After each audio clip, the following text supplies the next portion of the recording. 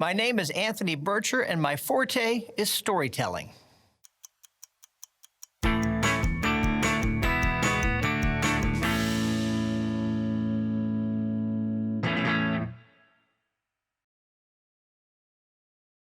Storytelling is something I think I inherited.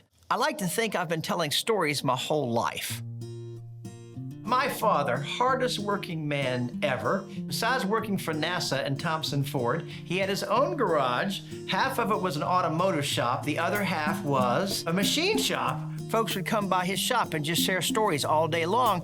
It's the culture I grew up in, and I just naturally fell in line and became part of it.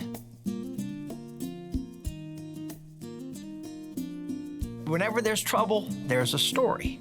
Most of my stories are simply based in my childhood. I look back and say, when was I in trouble? And come to find out, I was in trouble a whole lot. When I was growing up here in York County, I idolized my brother Matt. Whatever he would do, I would do. Whatever he would say, I would say.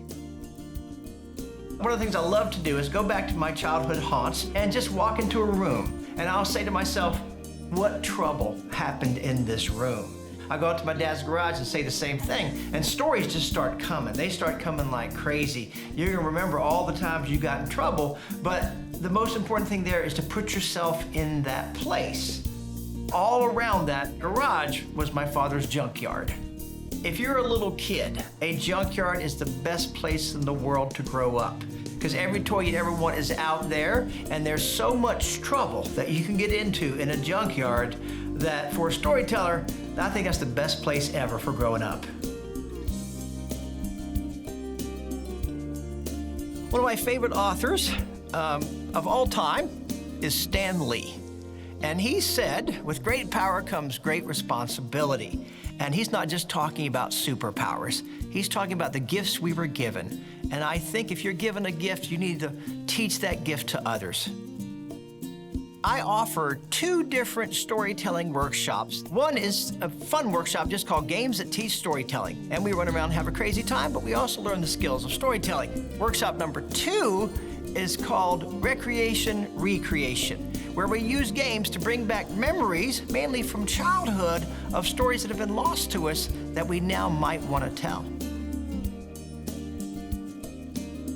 I like to tell stories backwards. For example, the P Little Thrigs. That's called a spoonerism.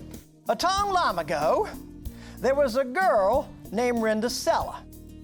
And Rindasella, she had this mean mepstother. She was a mean mepstother too, mean as a snaddle rake. She also had 2 sugly isters. And the 2 sugly isters... But the main reason I learned spoonerisms was just so I could swear. You see, my mom and dad, bless their hearts, they swore like sailors, both of them. But if we ever swore, my brother and I, we always got the backhand. So I learned to swear backwards. For example, I would say something, when I got mad, I'd say, ham it all to Dell. And my mom, she couldn't quite ever figure out what I was doing. She didn't know what the problem was, but I could say those words and get away with them. Merle and met Garried. So he decided to have a fancy fall. You know, a fancy fall, a pig party. I was at a retirement community one time. I opened with the P Little Thrigs, and this one woman, she stood up in the middle of it, just stood right up, and she says, is it all going to be like this?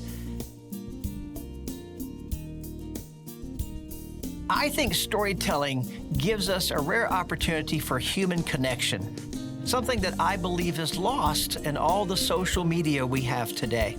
Everybody needs to tell their stories and share their stories. And I believe that if we talk more about each other from time to time, we get to know each other a little bit better, and problems get solved faster. One of the joys of being a storyteller is the audience reactions. My favorite audience reaction is an adult realizing that storytelling is okay. It's okay for me as an adult to enjoy this. I think that's a wonderful thing. I am never more alive than when I am in front of an audience. I am so grateful to that audience for giving me the chance to be up in front of them and doing what I love to do.